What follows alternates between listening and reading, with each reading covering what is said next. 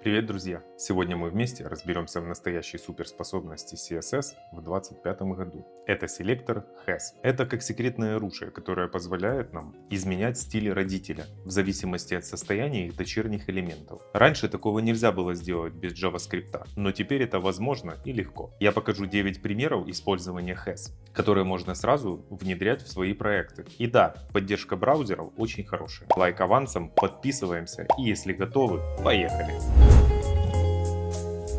В нашем файле HTML я уже подключил мой Reset CSS и файл для основных стилей Style CSS. На странице добавил заголовок H1 просто для красоты и сделал основные стили Body, Main, Title и так дальше. Можно сказать, навел красоту предварительно. У нас будет 9 примеров, я буду открывать каждый по очереди. У нас есть карточка, которую мы видим уже на экране. В ней заголовок, input checkbox и связанный через тогл с ним лейбл. Input мы стилизовали под кнопку и ниже блок details. Секретный текст, который мы скроем. И по логике в этом примере с помощью свойства has при нажатии на кнопку у нас появится секретный текст. Давайте реализуем это. В Style CSS у меня уже прописаны стили для input с типом checkbox, label и сам details. В первую очередь мы прячем блок details и займемся магией. Запишем с помощью has. Селектор card has input check говорит браузеру: выбери нашу карточку card. Если внутри, то есть has, есть checkbox input с состоянием checked, для такого card мы поменяем стили дочернего блока details, который у нас будет становиться видимым за счет свойства displayBlock. Проверяем. Нажимаем на кнопку, появляется, раскрывается текст, нажимаем, скрывается. И все без JavaScript. Идем дальше ко второму примеру.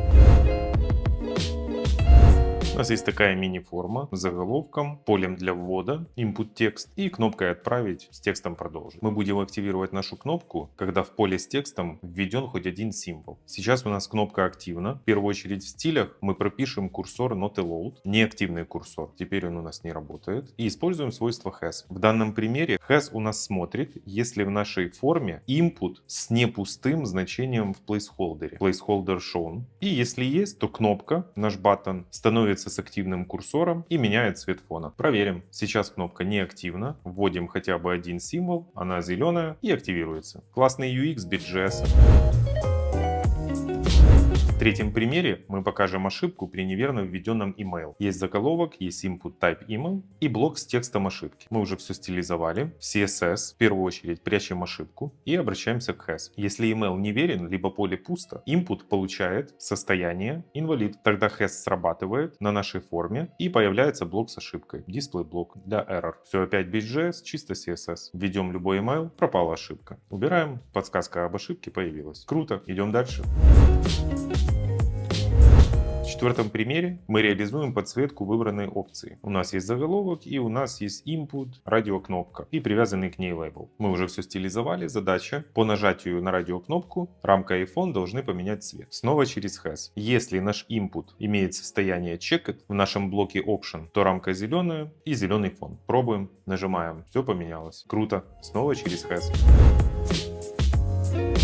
В пятом примере реализуем подсветку секции при ошибке. Input текст, required и наша ошибка поле обязательно. Когда наш input имеет состояние инвалид, в секции красная рамка, светло-красный фон. Это мы видим сейчас. Как только мы введем сюда любой символ, то есть в нашей секции через has имеется input валидный, все красится в зеленый цвет. Шестой пример круто отображает то, что мы раньше не могли делать в CSS, только с помощью JS. Логика такая: при наведении на кнопку Hover эффект я хочу, чтобы у родителя, в котором находится эта кнопка, менялись стили. Сначала мы пропишем Hover эффект для нашей кнопки, которая находится в Card Hover блоке. Просто изменим цвет на синий. Проверим. Да, меняется. А теперь с помощью has скажем, что если в нашем блоке Card Hover есть кнопка, то есть кнопка имеется в этом блоке, и она сейчас в состоянии Hover, то нашему блоку Card Hover мы задаем фон вокруг кнопки и увеличиваем блок. Проверяем. Наводим, все меняется, как мы захотели. Увеличивается, меняется. Наводим на саму карточку, ничего не происходит. На кнопку изменения. И опять с помощью только CSS.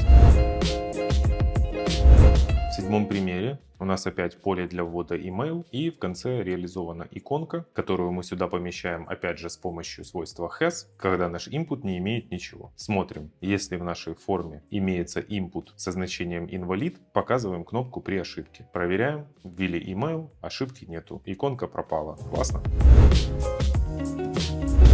В восьмом примере у нас есть select, и при выборе какого-то значения я хочу поменять стили самого блока. Опять же родителя нашего select. Так и напишем с помощью has. Если в нашем select боксе есть select валидный, то мы поменяем фон после выбора и сделаем зеленую рамку для родителя select box. Проверим. Изначальное состояние. Выбираем. Поменялось. И в крайнем примере у нас есть input и подсказка с классом hint, появление которой мы хотим привязать по фокусу на наш input. Изначально hint мы скроем, display none, на экране она пропала. Мы говорим, если в hint форме есть input, который сейчас в состоянии фокуса, то нашу подсказку hint показать при фокусе. Проверяем. Нажимаем, подсказка появилась. Убираем фокус, подсказка пропала. В фокусе появилась, пропала. Вот так, друзья, has сейчас меняет правила игры. Без единой строчки JavaScript сейчас можно сделать интерактивные и адаптивные интерфейсы, которые раньше казались просто невозможными без скрипта. Теперь это мощный инструмент в вашем арсенале, который сэкономит время и силы. Не бойтесь экспериментировать. Попробуйте его в своих проектах, пока поддержка браузеров только растет. Если мое видео помогло тебе разобраться, ставь лайк, подписывайся и задавай вопросы в комментариях. Если есть желание, поддержи меня на Патреоне, там я выкладываю полные архивы с кодом из видео с описанием каждой строчки. Изучайте новые фишки CSS и до встречи в новых видео.